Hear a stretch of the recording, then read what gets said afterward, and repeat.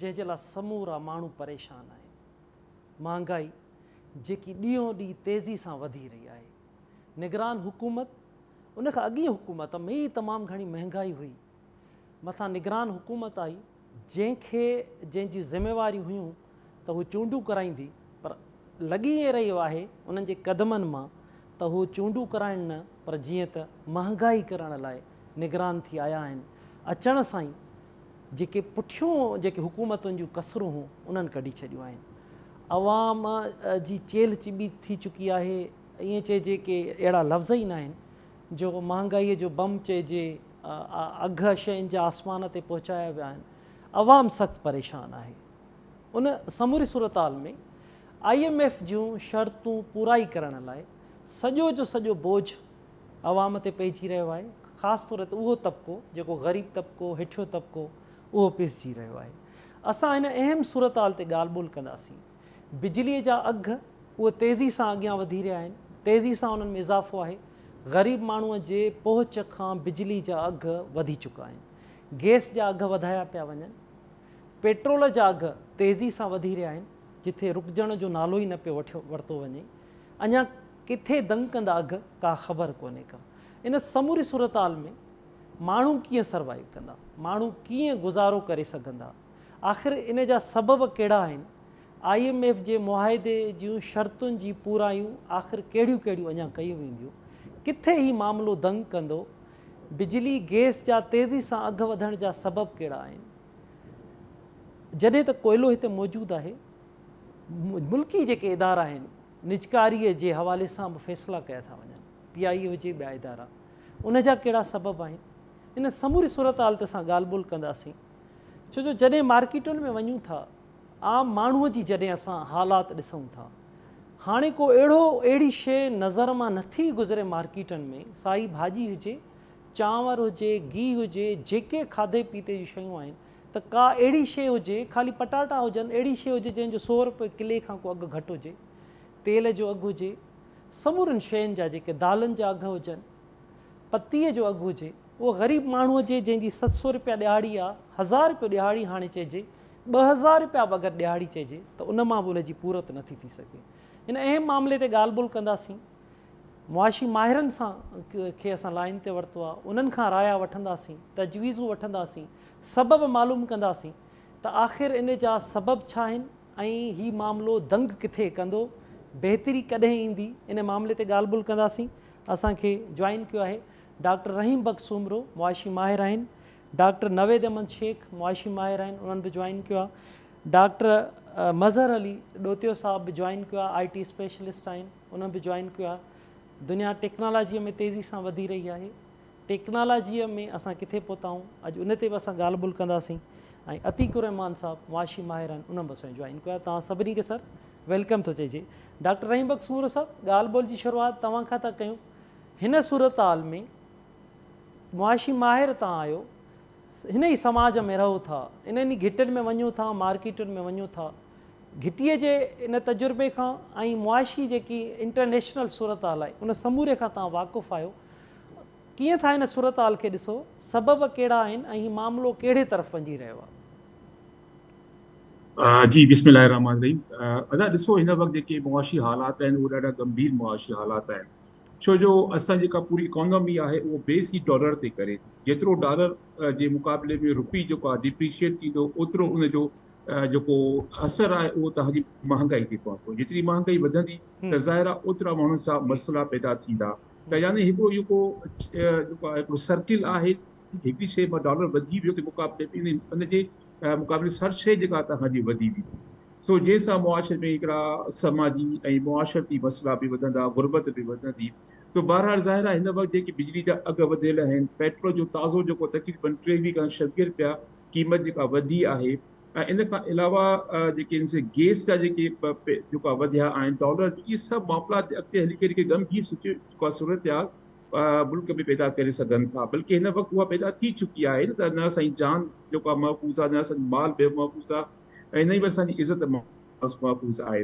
सो इन हवाले खां माना ज़रूरत इहा आहे त इन शयुनि खे कंहिं तरीक़े सां कंट्रोल कजे, ऐं ख़ासि तौर ते जेका डॉलर जी जेका आहे उनखे कंट्रोल कजे। इन लाइ हिन इंटरम जेका मुख़्तसिर मुदे वारी हुकूमत आहे उन्हनि काफ़ी बहितर क़दम कया आहिनि त डॉलर खे जेको आहे मुख़्तलिफ़ बंदनि तां उनजी जेका आहे गैर क़ानूनी जेका ॿाहिरि वञे पियो डॉलर ख़ासि तौर ते अफ़गानिस्तान में या जेको ईरान सां असांजो जेको पंहिंजो कमु हले थो कारोबार हले थो गैर क़ानूनी त ईरान बीच में का पेमेंट थींदी आहे उहा बि डॉलर जी ज़रूरत में थींदी आहे यानी इहे सभु जेके इन तरीक़े सां डॉलर ॿाहिरि वञे पियो त ॾाढो भलो थियो इन हवाले खां डॉलर खे हिन अरेस्ट कयो आहे रोके वरितो आहे ऐं या मुख़्तलिफ़ जेको आहे माण्हुनि जे तिजोरियुनि मां इहे डॉलर निकिता आहिनि त हाणे इहो सभु डॉलर जी जेका जेतिरी घणाई थींदी तव्हांजे पंहिंजो मुल्क में त ओतिरी ज़ाहिर आहे असांजा हालात बहितर थी वेंदा छो जो असां तक़रीबन $45 बिलियन जेका असांजी आहे उहा असांजी इम्पोर्ट आहे हिन मुक़ाबले में $23-24 बिलियन असांजी एक्सपोर्ट आहे त तव्हां सम्झी सघो था त 100% खां वधीक असांजी इम्पोर्ट आहे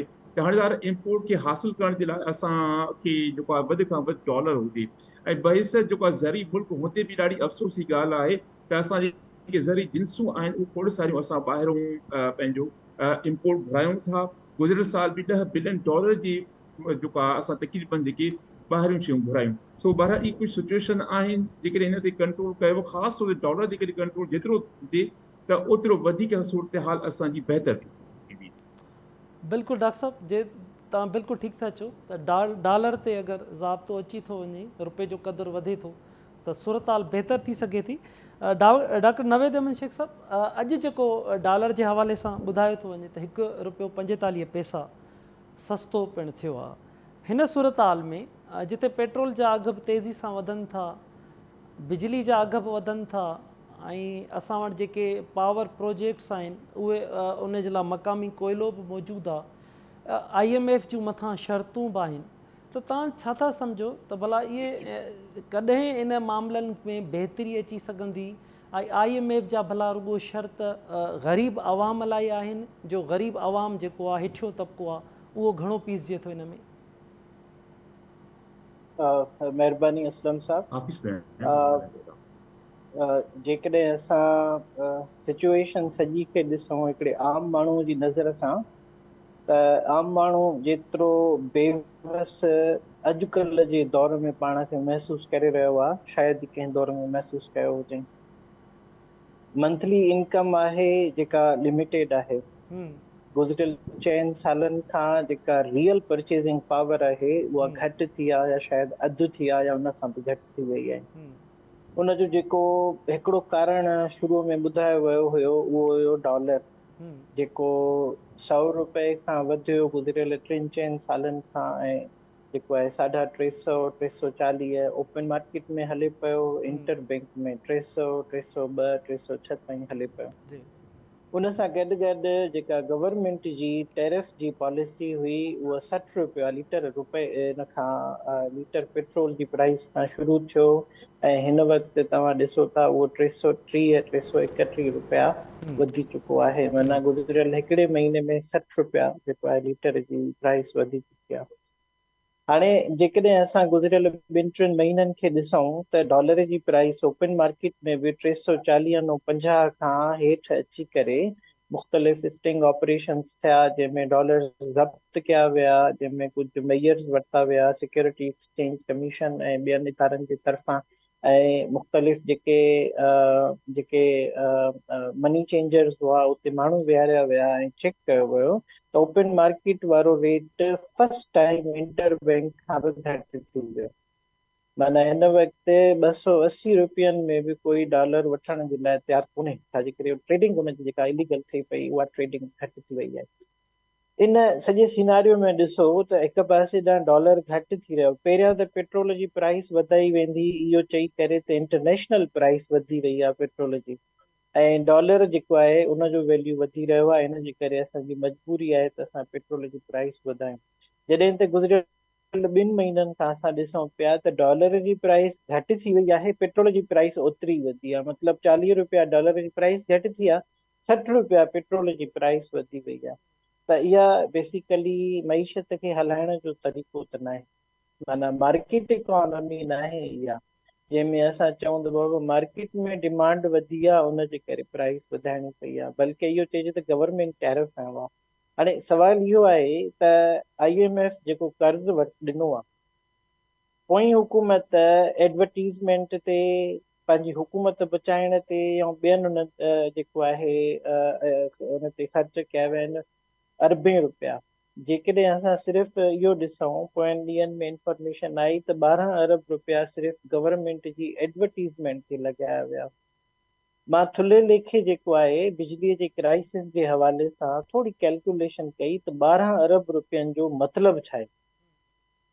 12 अरब रुपयनि जो आम माण्हूअ जे लाइ मतिलबु इहो आहे त घटि में घटि 1000 घर ॾींहं जे टाइम ते फ्री में बिजली हलाए सघनि था। एतिरियूं सोलर प्लेटूं हिननि मां असां ख़रीद करे सघूं था। माना 12 अरब रुपया ईअं पाणीअ में फिटी कया विया without any benefit to the real person individual जेको असल में ग़रीब आहे। असां चऊं था एनर्जी क्राइसिस आहे, ठीकु आहे, मुमकिन आहे हूंदो।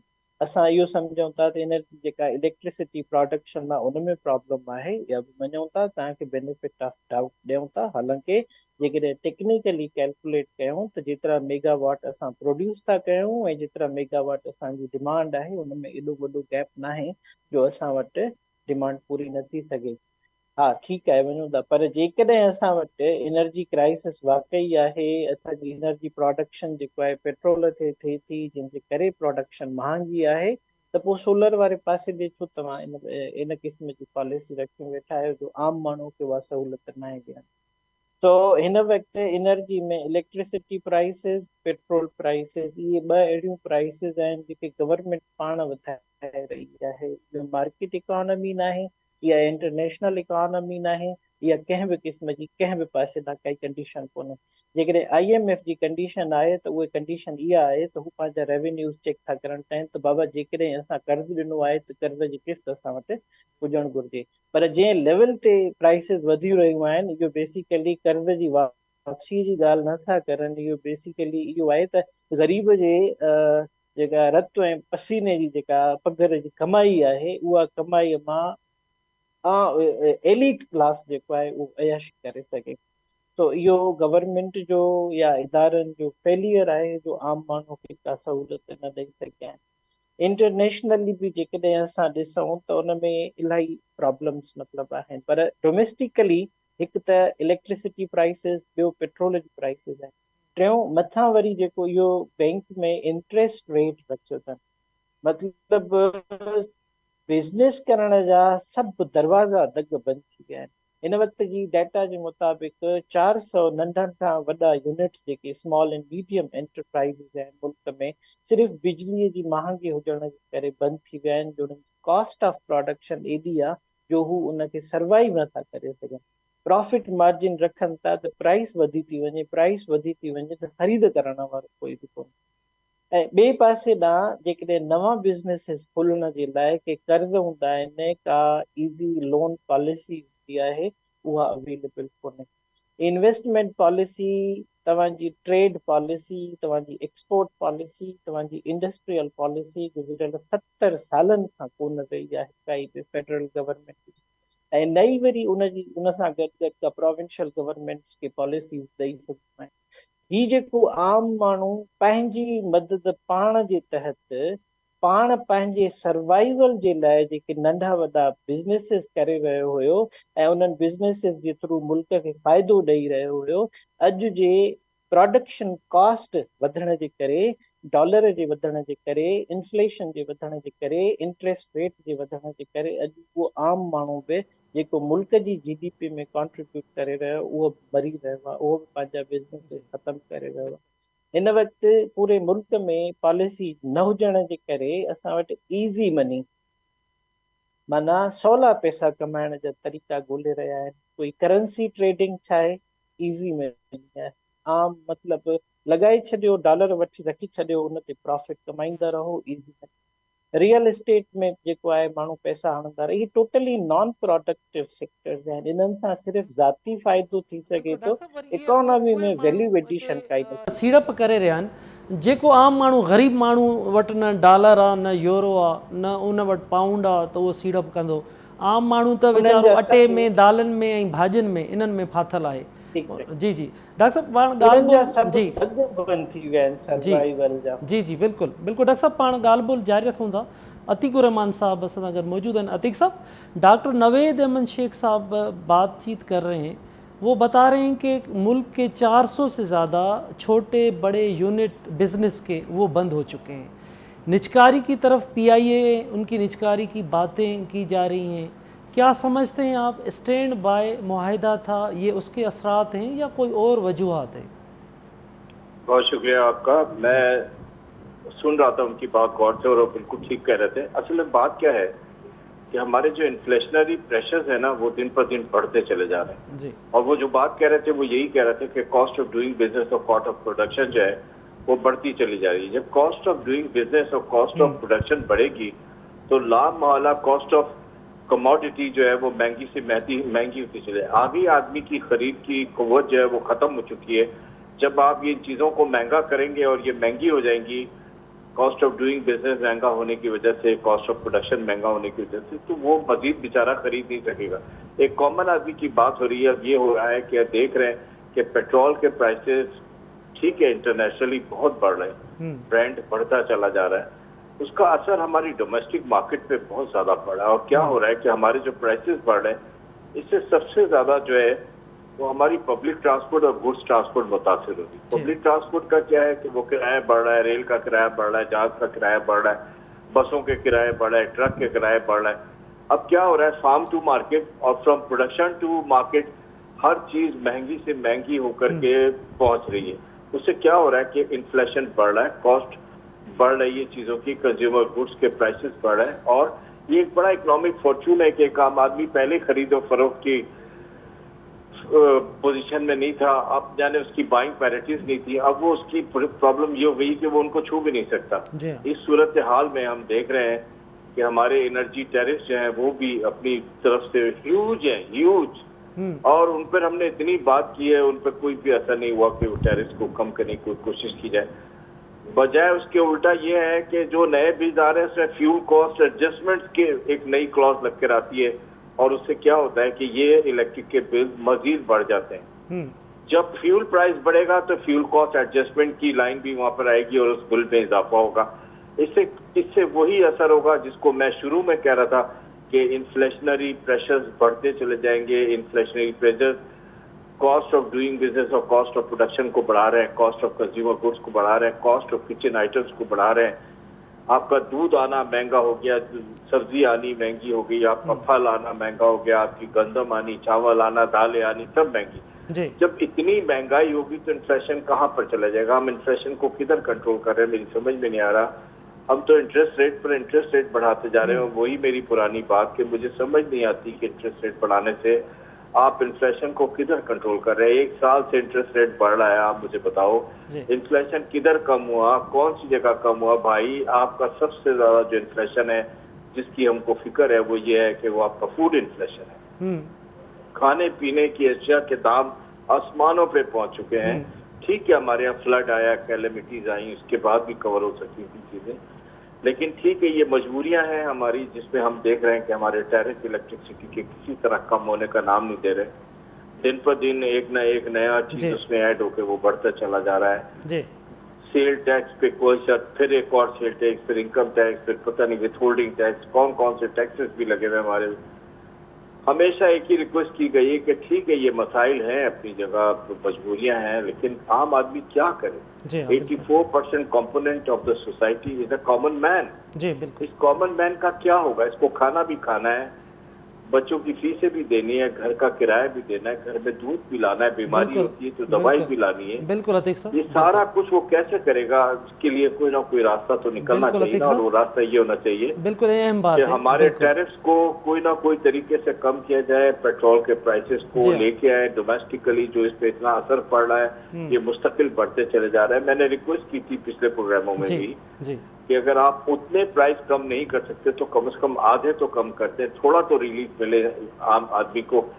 तो ये सारी मुश्किलात हैं और उसमें बात कर रहे थे डॉक्टर साहब, सॉरी आपकी बात कट रही है, मुकम्मल कर लूं क्योंकि मुझे जाना है कि SME सबसे ज्यादा इफेक्ट हुए। डॉक्टर साहब वो भी कह रहे थे और बात यही है, अगर आप इंडस्ट्री सेक्टर को उठा के देखें तो आपके स्मॉल स्केल सेक्टर जो है इंडस्ट्रीज का वो तकरीबन डेड हो चुका है, वो बंद हो चुका है। और उससे क्या हुआ है, जो सबसे बड़ा नुकसान हुआ है, वो आपका फ्लड ऑफ अनएम्प्लॉयमेंट है। अनएम्प्लॉयमेंट इतना आ गया कि आप उसको कहते हैं कि ये एक और फ्लड आ गया अनएम्प्लॉयमेंट का।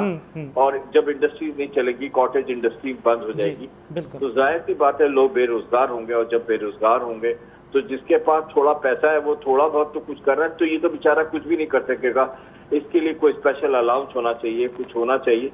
ये सारी मुश्किलात हैं जिनकी पर डिस्कस कर रहे हैं आप लोग, मैं भी कर रहा हूँ, और मैं कहता हूँ तो कोई ना कोई सोल्यूशन निकलना चाहिए। बिल्कुल अतीक साहब, इंतहा अहम बात आपने कही। आम आदमी का क्या होगा, उनके लिए पॉलिसीज़ लानी चाहिए, ये बिल्कुल अहम बात है। क्योंकि आम माण्हू नाज़रीन जेको भोगे थो इन समूरी सूरत हाल में, इंटरनेशनली मुआहिदनि में, मुल्की सियासी समाजी सूरत हाल में, निगरान हुकूमतुनि में, चूंडियल हुकूमतुनि में, आम माण्हूअ जो सवाल तमामु वॾो सवाल आहे। उहो भोगे थो इन्हनि ॾियाड़ियुनि में, इन रोज़गार में, इन्हनि पघारुनि में। डॉक्टर मज़हर साहब, पाण ॻाल्हि ॿोल हिन वक़्तु जेको निगरान हुकूमत में बि इहा ॻाल्हि ॿोल हली रही आहे त डिजिटल करंसी मुतारिफ़ कराइण जो फ़ैसिलो बि थियो आहे। टेक्नोलॉजीअ में पाण ॿियनि शयुनि में मुआशी सूरत हाल में इहा हद आहे त दुनिया टेक्नोलॉजी में तमामु घणी तरक़ी करे रही आहे। असीं किथे पहुतल आहियूं ऐं उन जे लाइ छा थियणु घुरिजे? महिरबानी साईं असलम साहब, ही अॼोको जेको तव्हांजो मौज़ू आहे, डिस्कशन आहे, ॾाढो इम्पोर्टेंट आहे। छाकाणि त असां सभई अफेक्टीज़ आहियूं, असां सभिनि ते असरु पए पियो, जीअं पोइ सभु ॾुखियो थी वियो आहे। हिन ॾिसो, जेकॾहिं असां ग्लोबल दुनिया खे ॾिसूं, छाकाणि त 1992 खां पोइ जेके हालतूं चेंज थियूं आहिनि, इंटरनेट जे करे 2000 खां पोइ जेको बाक़ाइदा ग्लोबल दुनिया शुरू थी चुकी आहे, ग्लोबलाइज़ेशन जो प्रोसेस शुरू थी चुको आहे। हाणे असांजा जेके मापा आहिनि, मेजरमेंट्स आहिनि, उहे बि चेंज थी चुकियूं आहिनि। ऐं जेके असांजो रेवेन्यू आहे उन जा ज़रिया चेंज थी चुका आहिनि। अॻु में मतिलबु असां चऊं त भई ब्रिक एंड मोटर सिस्टम हो, हिकु फिज़िकल शॉप आहे, फिज़िकल मार्केट्स हूं जिते कमु थींदा हुआ। हाणे उहा ऑनलाइन में चेंज थी चुकी आहे। त IT दुनिया खे चेंज करे छॾियो आहे। ऐं हिन वक़्तु जेके बि तरक़ी याफ़्ता मुल्क आहिनि उन्हनि जो वधि में वधि जेको सोर्स ऑफ रेवेन्यू आहे उहो IT सेक्टर आहे। उन जे ज़रिए उहे वधीक कमाए रहिया आहिनि। हक़ीक़त इहा आहे त IT सेक्टर पाकिस्तान में बि बहितरीन तरीक़े सां इस्टेब्लिश आहे ऐं पाकिस्तान जी इकोनॉमी में IT सेक्टर जो हिकिड़ो अहम किरदारु आहे। हिन वक़्तु बि असां जेको 2016 में बि ॾिसूं त उन वक़्तु बि $1.22 बिलियन IT सेक्टर जे ज़रिए रेवेन्यू हुयो। ऐं 2023 में जेकॾहिं असीं ॾिसूं त हिन वक़्तु $2.67 बिलियन ते असां आहियूं, जेका गवर्नमेंट खे IT सेक्टर सपोर्ट करे थो। ऐं जेका 2028 जी ताईं हिन जो विजन आहे उन में $5 बिलियन ताईं, 5 बिलियन ताईं हिन जो आहे। ऐं उहो इहो बि कॾहिं जॾहिं असां हिन वक़्तु महदूद रिसोर्सिस में आहियूं। हिन वक़्तु पाकिस्तान में 20 खां 25 हज़ार IT ग्रेजुएट पैदा था थियनि पर ईयर, जॾहिं त पाकिस्तान जी तव्हां आबादी ॾिसो, दुनिया में ॾिसो त 20 खां 25 हज़ार तमामु थोरा आहिनि। ऐं उन्हनि मां बि केतिरा यूज़फुल आहिनि, केतिरा अहल आहिनि, उहो वरी जेको ॿियो किसो आहे उहे अञा घटि आहिनि। पर जेके बि आहिनि उन्हनि पाकिस्तान खे हिन वक़्तु बि चोथे नंबर ते फ्रीलांसिंग ते रखियो आहे। पाकिस्तान दुनिया जो चोथों नंबर मुल्क आहे जितां फ्रीलांसिंग थिए पई ऐं हिन जी 70% ताईं हिननि इंक्रीज़ कयो आहे, जेको ॾाढो सुठो सोर्स ऑफ इनकम आहे।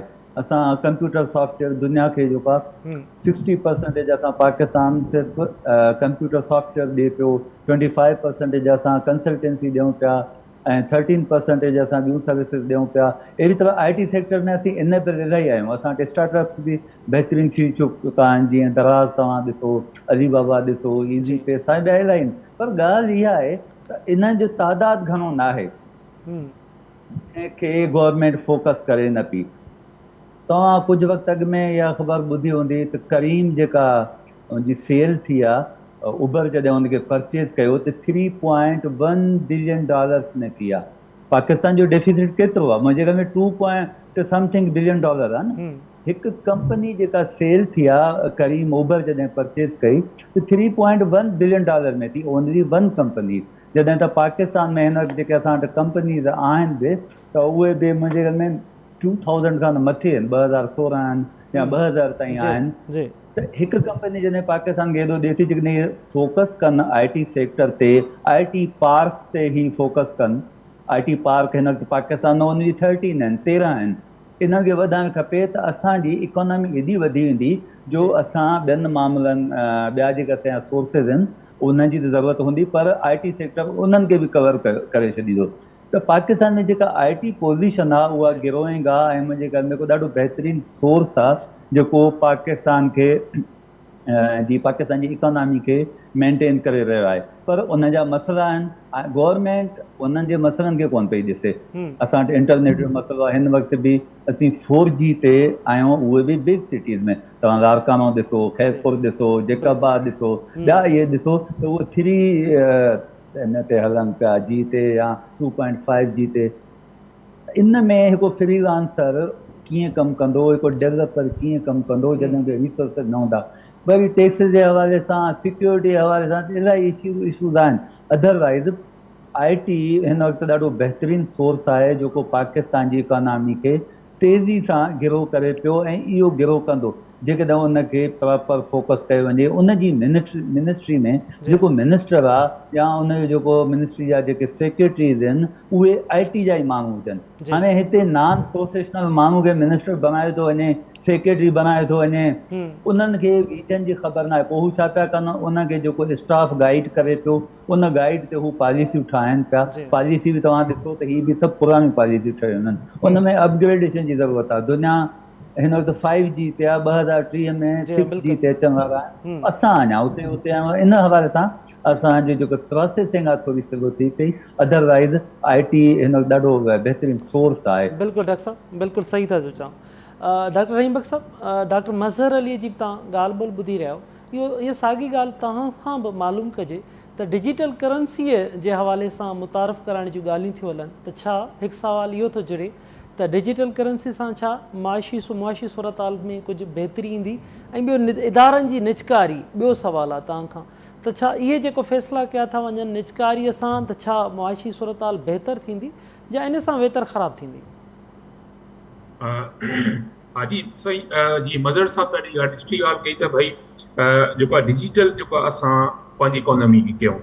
ऐं यानी मां हिकिड़ो ॿियो एस्पेक्ट जेके डिस्कस करणु चाहियां त उहो आहे डॉक्यूमेंटेड इकोनॉमी, यानी दस्तावेज़ी मईशत। त असांजी जेका मईशत आहे उहा का 50% मईशत जेका पाकिस्तान जी आहे उहा दस्तावेज़ी मईशत न आहे। इन जो मक़सदु इहो आहे त मुल्क जे बाग धड़ियुनि खे इहा ख़बर कोन्हे त मुल्क में केतिरो डॉलर अचे थो, केतिरो वञे थो, ॿाहिरीं करंसी केतिरी अचे थी, केतिरी वञे थी, ऐं माण्हुनि वटि केतिरा पैसा आहिनि, कीअं था कमाइनि, केतिरो टैक्स ॾियनि था, केतिरो टैक्स नथा ॾियनि, केतिरो टैक्स बचाइनि था।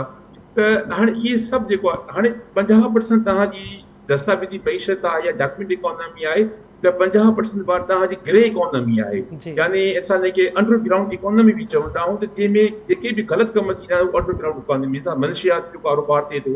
हाणे उहो जेको आहे, हाणे अहिड़े क़िस्म जा जेके बि अमल आहिनि जेके असांजी इकोनॉमी खे असां डॉक्यूमेंट इकोनॉमी चऊं था, त हाणे इन में IT जो वॾो किरदारु आहे तव्हांजी डॉक्यूमेंट इकोनॉमी में। मिसाल मां कंहिं बि जेको आहे सुपर स्टोर ते वियुसि, उतां मां का शइ वरिती त उहो प्रॉपर जेको आहे उहो IT जेको तव्हांजे APR सां कनेक्ट हुजे ऐं इहा ख़बर पइजी वञे त फलाणे सुपर स्टोर जी केतिरी जेको आहे पर डे सेल केतिरी आहे या महाना उनजी सेल केतिरी आहे, त उन ते प्रॉपर टैक्स लॻायो वञे। हाणे खोड़ सारा तव्हांखे दुकान मिलंदा जंहिंजी जेको आहे 2-3 लख रुपया हर रोज़ तां उनजी सेल आहे, पर जेका तव्हां टैक्स ॾिसंदव त उहो 15 खां 20 हज़ार टैक्स ॾियनि था। कुझु खोड़ त मां ज़ाती तौर ते सुञाणा वॾा कारोबारी माण्हू आहिनि, सुपर स्टोर जा मालिक आहिनि, पर हुन खां माना निजी कचहरी पुछंदा आहियूं त उनजी टैक्स तमामु माना घटि हूंदी आहे, उन खां वधीक त असां सरकारी मुलाज़िम टैक्स ॾियूं था। त हाणे की असां हिनखे डॉक्यूमेंट बनायो आहे त शायदि असां उन्हनि माण्हुनि खां अञा वधीक टैक्स वठी सघूं हा। सो इन में जेको टेक्नोलॉजी जो हिकिड़ो तमामु वॾो कलीदी किरदारु आहे इन हवाले खां। हिकिड़ो ॿियो जेको तव्हां सवाल पुछो प्राइवेटाइज़ेशन खानगाह, ॾिसो हिन वक़्तु जेके सरकारी इदारा आहिनि मञो से उनजी परफॉर्मेंस ठीकु न आहे, लॉस मेकिंग एंटिटीज़ आहिनि, यानी उहे नुक़सानु करे रहिया आहिनि। त मूंखे भाउ मुंहिंजा इहो ॿुधायो त जेकॾहिं घर जो को फ़र्द हो जेको आहे को हीरो या नशो वापराए उहो ख़राबु थी वञे, छा हुन घर मां कढी छॾींदो, या त यानी हिकु ज़हीन ऐं हिकिड़ो ज़िम्मेदार शख़्सियत इहो पीउ जो कमु इहो हूंदो त भाई उन घर जे फ़र्द जो इलाजु कराइजे, उनखे बहितर तरीक़े सां सहूलियत ॾेई करे उनखे हिकिड़ो कारगर न फ़क़ति घर जो फ़र्द बणाइजे पर पूरे मुआशरे को कारगर फ़र्द बणाइजे। हाणे इन उसूल मुताबिक़ तव्हां ॾिसंदो त मुल्क में जेके इदारा आहिनि उनखे बि तव्हां उन में हिकिड़ो बहितर सेटअप छो था आणियो। हाणे इहे इदारा जेके आहिनि इहे असां ऐं तव्हांजे टैक्सिस मां इहे इदारा एॾा वॾा थिया आहिनि। PI जो छा दौर हुयो ऐं त जेके अरब जेके एयरलाइन उहे बि इन PI वारनि जेको आहे इनखे अॻिते वधायो, इनखे डेवलप कयो। हाणे उहा एयरलाइन ख़ुदि परेशान आहे। तक़रीबन जेको आहे 70-80 जेको अरब हिन कर्ज़ वठी करे या 170 अरब कर्ज़ वठी करे ऐं हिन पंहिंजी फ्लाइट्स खे वरी ॿीहर हलाइबो आहे। सवाल ई थो पैदा थिए त इनखे इन हालत ताईं पुॼायो कंहिं, इन जा केरु ज़िम्मेदार आहिनि? ठीकु आहे, त हाणे बजाए जो तव्हां इनखे प्राइवेटाइज़ कयो, यानी जेके हुकूमतूं जेके बि आयूं आहिनि इन हुकूमतनि जे हर सिम में प्राइवेटाइज़ेशन कमीशन आहे, पूरी तरह जेके सरकारी इदारा आहिनि इनखे कीअं खपायूं? बाबा तव्हां इन में बहितर आणियो, त बहितरी आणियो, सुठी गवर्नेंस आणियो ऐं उनमें जेके ॿिया जेके मामलात आहिनि उनखे हल करे उनखे पंहिंजे पेरनि ते बीहारियो, त जीअं इहे बजाए जो नुक़सान कनि इहे क़ौम जा इहे जेको आहे क़ौम खे सुठियूं सहूलियतूं ॾेई करे ऐं इन सां गॾु उहो प्रॉफिट बि कमाइनि। मां तव्हांखे ॿुधाईंदो वञा, बीजिंग में मां वेठो हुउसि, पोइ बड़ा पुट बीजिंग ऐं जेको आहे शंघाई जेकी रेल लाइन आहे उहो तक़रीबन हर साल $1 बिलियन कमाईंदी आहे, $1 बिलियन सर। ऐं असां $2 बिलियन जेको आहे IMF खां वक़्तु केतिरो असां लोड़ियो आहे। हिकिड़ी सिंगल लाइन आहे $1 बिलियन। तव्हां सोचो त चाइना रेलवे जेको हाई स्पीड रेलवे आहे त उहो साल में पूरो केतिरो कमाईंदो त पंहिंजी क़ौम जे लाइ। त जेकॾहिं असां रेलवे खे या जेके बि क़ौमी इदारा आहिनि जेकॾहिं असां उन में बहितर आणियूं, पंहिंजे पेरनि ते बीहारियूं, त इहे क़ौमी इदारा असांखे जेको आहे मुलाज़मत बि ॾींदा, बहितर सफ़री सहूलियतूं बि ॾींदा ऐं ॿियूं जेके प्रोडक्ट बि ॾींदा, ऐं सां गॾोगॾु प्रॉफिट कमाए करे गवर्नमेंट जे खज़ाने में जमा कराईंदा, जंहिं मां गवर्नमेंट खे अञा वधीक पैसो मिलो, जंहिंसां उन पैसे सां माण्हुनि जी बुनियादी ज़रूरतूं पूरी कंदा।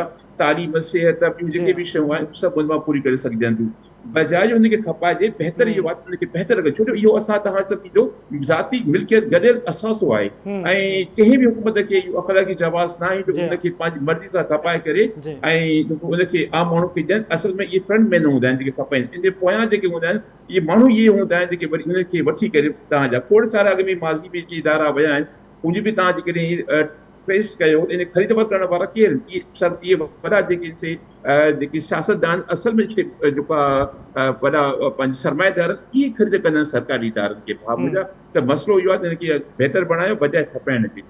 बिल्कुलु डॉक्टर साहब, तव्हां बिल्कुलु ठीकु था चओ त पंहिंजे पेरनि ते बीहण जी कोशिशि कजे त जीअं मुल्क पंहिंजे पेरनि ते बीहनि, मुआशी तरक़ी करे सघिजे। डॉक्टर नवेद, डॉक्टर रहीम बख्श साहब जी तव्हां ॻाल्हि ॿोल ॿुधी रहिया हो। डॉक्टर नवेद साहब, तव्हां हिकु त स्टेट बैंक जी पॉलिसी मौजूदा वक़्त में, ऐं हिकु त इहो तव्हां खां सुवालु आहे गर्दिशी कर्ज़ा वधण जा सबब छा आहिनि, ऐं छा था सम्झो त IMF जा जेके बि शर्त आहिनि उहे पूरा थी वञनि, उन खां पोइ बहितरी जल्द अचण जा इम्कान आहिनि, ऐं तव्हां सम्झो था त असीं समूरा असांजे क़ौम में, असांजे माण्हुनि में एतिरी सघ आहे जो ही समूरा शर्त पूरा थी सघंदा? असल में तमामु ॻूढ़ो सुवालु आहे। जेकॾहिं असां इनखे शुरूआति कयूं स्टेट बैंक पहिरियां छा हुई ऐं उनखां पोइ पोयनि 4-5 सालनि में पार्लियामेंट मां या मुख़्तलिफ़ गवर्नमेंट्स कहिड़ा फ़ैसिला कया जंहिंजे नतीजे में स्टेट बैंक हिन वक़्तु जेका आहे, जेकॾहिं तव्हां 2018 खां अॻु में स्टेट बैंक जी वेबसाइट ॾिसंदव त उहा हुई sbp.gov.pk। ऐं माना इहो वेबसाइट छो थो ॿुधायां, इन जे करे त ख़बर पवे त GOV जंहिंजे डोमेन में ईंदो आहे उहो सरकारी इदारो लेखियो आहे। अॼु जेकॾहिं तव्हां स्टेट बैंक जी वेबसाइट खोलींदव त उहा sbp.org.pk आहे। इहो वॾो हिकिड़ो वॾी हिकिड़ी तब्दीली आई पाकिस्तान जी मॉनिटरी पॉलिसी में, ऐं पाकिस्तान जो हिकिड़ो वॾो ऑर्गन हुयो जेको पॉलिसी मेकिंग में मतिलबु इम्पोर्टेंट रोल प्ले कंदो हुयो, उहो उनखे हिकु बिल सां ऐं ऑर्डिनेंस सां प्राइवेटाइज़ कयो वियो। तो स्टेट बैंक हाणे ऑटोनमस आहे। ऑटोनमी या ख़ुदमुख्तियारी जे नाले में स्टेट बैंक खे इहो चयो वियो आहे त तव्हां पब्लिक जे नुमाइंदनि जो बि हुकुम न ॿुधो, सिर्फ़ु IMF ऐं वर्ल्ड बैंक जी कंडीशन्स खे ॾिसो ऐं जेके असां तव्हांखे गाइडलाइंस ॾिनियूं आहिनि उन्हनि गाइडलाइंस ते हलो। असां गुज़िरियल 3 सालनि खां जंहिं महांगाईअ खे फेस करे रहिया आहियूं उहो डायरेक्ट इन IMF जी कंडीशन्स जो नतीजो आहे ऐं स्टेट बैंक जी ऑटोनॉमी जो नतीजो आहे। हाणे उहो कीअं आहे त स्टेट बैंक खे अलाए कहिड़े जेको आहे मुआशी माहिर जेको सियाणो आहे उन इहो उनखे ॾसु ॾिनो आहे या IMF में कहिड़ा मुआशी माहिर वेठा आहिनि जिन खे इहा शइ ॿुधाई वई आहे त बाबा जेको पॉलिसी रेट आहे या जेके असां व्याज चवंदा आहियूं, व्याज जो रेट जीअं जीअं वधंदो आहे तीअं तीअं इन्फ्लेशन कंट्रोल थींदी आहे। हाणे उन्हनि जे ज़हननि में इहा शइ पइजी वई आहे जेका IMF डायरेक्ट या इनडायरेक्ट उन्हनि जे ज़हन में विधी आहे त बाबा तव्हां जीअं ई महांगाई हुजे न तव्हां रेट वधाईंदा वञो, महांगाई कंट्रोल थींदी। पर किताबनि में हुननि खे इहो लिखियलु आहे, उन ते उहो अखियूं ॿूटे करे क़ुर जूं आयतूं सम्झी करे उन ते अमल था करनि, इहो नथा ॾिसनि त रेट वधण सां वाकई भला इन्फ्लेशन ते फ़र्क़ु पियो आहे या न पियो आहे। न हू आसिरे में ट्रक जी बत्तीअ जे पुठियां अवाम खे लॻायूं वेठा आहिनि त हा थींदो, हा थींदो, रेट वधाईंदा था वञनि। 6% खां रेट वधाए करे हिन वक़्तु 23-24% ते अची हुननि रेट बीहारियो आहे। इहो रेट वधाइण जो मतिलबु इहो आहे त जेको मईशत ॻीची आहे, गर्दन आहे न, उन गर्दन ते लत रखी बीठो आहे स्टेट बैंक IMF जे चवण ते त मतां हेॾे होॾे चुरी आहिनि। ग्रोथ -0.5% आहे। हाणे जेकॾहिं IMF जी हिकिड़ी कंडीशन इहा आहे त स्टेट बैंक ऑटोनॉमस हुजे ऐं उनजे नतीजे में असां वटि नुक़सानु इहो थी रहियो आहे त असां सोचे सघूं था त जेके ॿियूं IMF जूं कंडीशन्स आहिनि उहे कंहिं बि सूरत में मईशत जी भलाईअ जे लाइ कोन्हनि। IMF उहो ॻोठ जो वाणियो आहे जंहिंखे आम माण्हूअ खे कर्ज़ ॾियण खां पोइ उनजी घरू सूरत हाल सां को वास्तो कोन्हे। उनखे सिर्फ़ु इहो इन शइ सां गर्ज़ आहे त इहो मूंखे कर्ज़ वापसि ॾेई सघंदा या न ॾींदा। तो असांखे जेकॾहिं कंहिं इहो ज़हन में विधो आहे त IMF जी सभिनी शर्तुनि ते अमल करण खां पोइ पाकिस्तान में सूरत हाल बहितर थी वेंदी कंहिं बि हिसाब सां, त इहा हिकिड़ी ख़ाम ख़्याली आहे। कंहिं बि मुल्क जो असां वटि एविडेंस कोन्हे पूरी दुनिया में जिते IMF पंहिंजा प्रोजेक्ट्स कया हुजनि ऐं उन्हनि जी नतीजे में उन्हनि जी मईशत बहितर थी हुजे। पोइ तव्हां मिडल ईस्ट वारा मुल्क वठो, तव्हां जेको आहे फार ईस्ट जा मुल्क वठो, साउथ ईस्ट एशिया वठो, लेटिन अमेरिका वठो, जिते जिते IMF वियो आहे उते उते इकॉनमी इम्प्रूव न कयो आहे। छाजे करे जो हुननि जो इकॉनमी खे इम्प्रूव करण जो टारगेट हूंदो ई कोन्हे। हुननि जा जेके हूंदा आहिनि लोन उहे हूंदा आहिनि स्ट्रक्चरल एडजस्टमेंट प्रोग्राम। मतिलबु इकॉनमी जे स्ट्रक्चर खे अहिड़े नमूने सां चेंज कयो जो इम्पोर्टेड गुड्स लाज़मी तौर ते मुल्क में अचनि ऐं उन्हनि सां कॉम्पीट करण वारियूं जेके गवर्नमेंट जूं पॉलिसीज़ आहिनि या टैक्सिस आहिनि उहे न हुजनि। ऐं जेकॾहिं इम्पोर्टेड गुड्स की पेमेंट करण जे लाइ पैसा खुटनि त उन्हनि खे पैसा ॾियो। माना डॉलर्स असांखे इन जे करे नथा ॾिना वञनि त आम माण्हूअ जी लाइफ चेंज थिए, बल्कि डॉलर्स इन जे करे था ॾिना वञनि त जेके इम्पोर्ट पेमेंट असां नथा करे सघूं उहा करे सघूं। ऐं अलमियो इहो आहे त उहा इम्पोर्टेड गुड जेको आहे उहा असल में कुतनि ऐं ॿिलियुनि जा खाधा आहिनि, लग्ज़री आइटम्स आहिनि, परफ्यूम्स आहिनि, गाॾियूं आहिनि। हाणे बि तव्हां ॾिठो हूंदो त केतिरियूं गाॾियूं इम्पोर्ट कयूं वेयूं आहिनि। त हिन सॼी सूरत हाल में सभ खां पहिरियां त स्टेट बैंक जो जेको रोल रहियो आहे उहो महांगाईअ में वॾो किरदारु आहे ऐं ग्रोथ खे रोकण वारो किरदारु रहियो आहे इन पॉलिसी जो। ॿियो IMF जी कंडीशन्स खे पूरे करण सां असांजी मईशत में काई बहितरी थी सूरत हाल। बिल्कुलु इंतिहा अहम ॻाल्हि आहे डॉक्टर साहिबु, इहा इंतिहा अहम ॻाल्हि आहे। इन ते तमामु वॾा मुंझार आहिनि, आम माण्हू वटि बि सुवाल रहंदा आहिनि जंहिंजी तव्हां इन खे क्लियर कयो त छा भला ही समूरियूं शर्तूं IMF जूं पूरियूं कजनि त मुआशी सूरत हाल बहितर थींदी, पर ईअं बि न आहे। डॉक्टर मज़हर साहिबु आख़िर में तव्हां खां त हिन मुआशी सूरत हाल खे त भला दुनिया जदीद थी वई आहे त छा कहिड़ियूं जिदत कहिड़ी आणिजे, कहिड़ियूं नयूं जदीद टेक्नोलॉजी ऐं उन में पॉलिसी डिजिटल आणिजनि जो भला कुझु मुल्क लाइ बहितरी थी सघे? ॾिसो, अॻु में तव्हां जेको डिजिटल करेंसी जो सवाल कयो ऐं रहीम साहिबु ॾाढो सुठो जवाबु ॾिनो। ॻाल्हि हीअ आहे त दुनिया ही हिननि खे अॻु में करणु खपे आहे, अञा बि हे कयो नथो ऐं अलाह करे कनि। डिजिटल करेंसी जेकॾहिं ही कनि था, ॿिया रिसोर्सिस आउं तव्हांखे ॿुधायां पियो, पर जेके डिजिटल करेंसी इम्पॉर्टेंट आहे उहा इन लाइ बि इम्पॉर्टेंट आहे त हर माण्हू जो रिकॉर्ड असांजे साम्हूं हूंदो।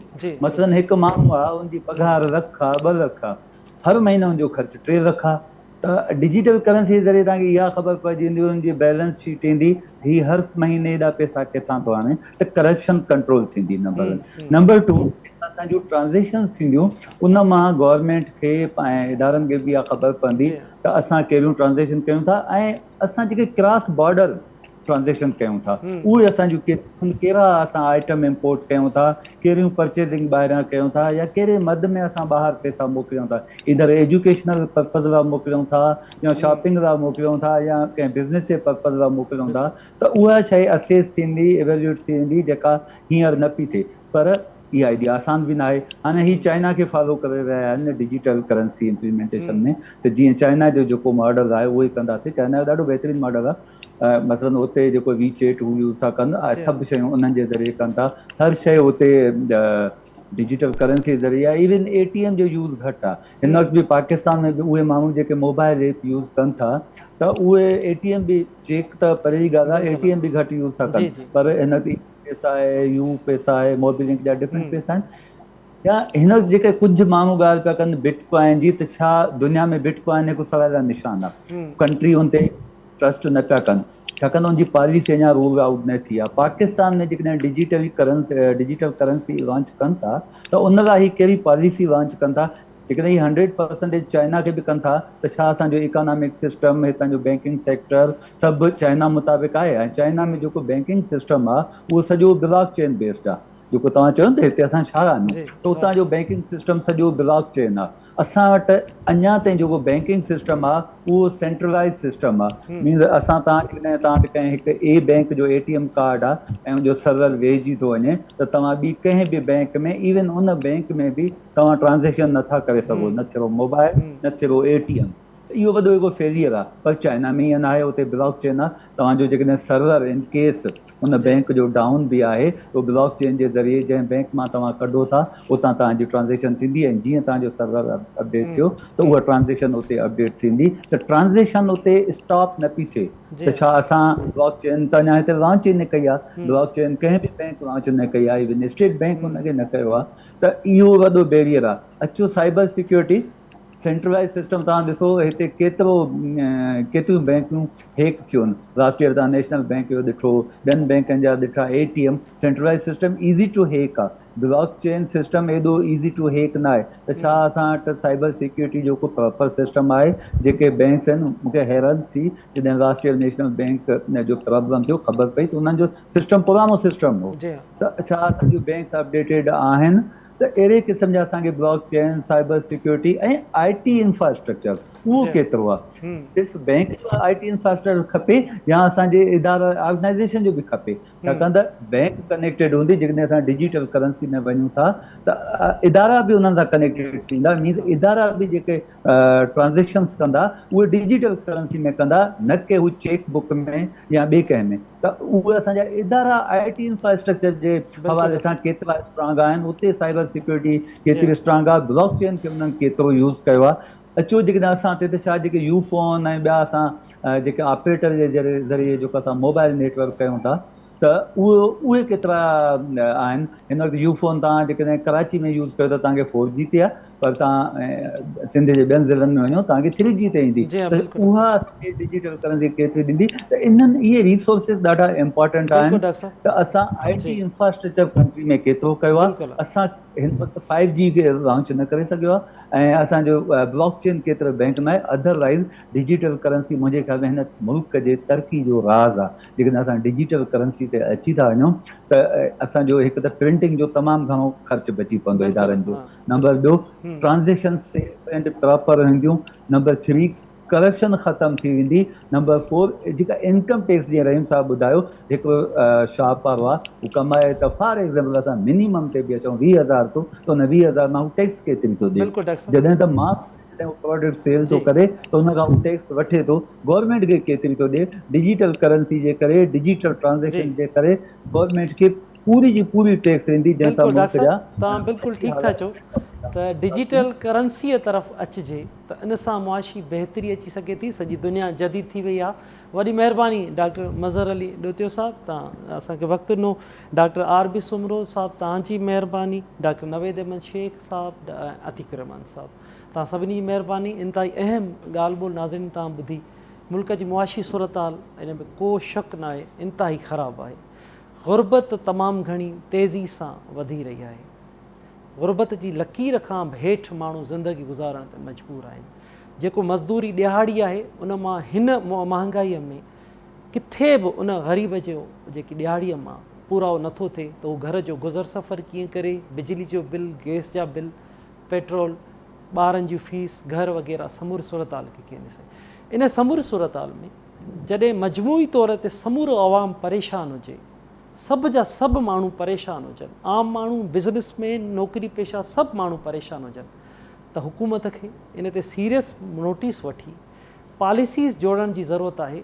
IMF जूं शर्तूं भले हुजनि, पर अगरि उन जे बिजलीअ जे बिलनि जूं क़ीमतूं वधाइण सां, पेट्रोल वधण सां ग़रीब माण्हूअ जे पहुच खां ॿाहिरि हलियो वञे त हीअ मामला किथे दंग कंदा। अॼु माण्हू हुकूमत खां मुतालबो करे रहियो आहे, हिन वक़्तु निगरान हुकूमत आहे, उन खां मुतालबो करे रहियो आहे त IMF जी सां ॻाल्हायो वञे, उन सां नए सिर ॻाल्हियूं कयूं वञनि त जीअं आम माण्हू जेको भोॻे रहियो आहे उन जी बहितरी अची सघे। जेके महांगाई आहे कुझु उन ते ज़ाब्तो अचे, इलेक्शन मथां थिए, मुस्तक़िल बुनियादनि ते नयूं पॉलिसीज़, मुआशी पॉलिसीज़ जुड़नि त जीअं हिन मुल्क जे अंदरि जेकी ग़ुर्बत आहे, परेशानियूं आहिनि, उहे घटि थियनि।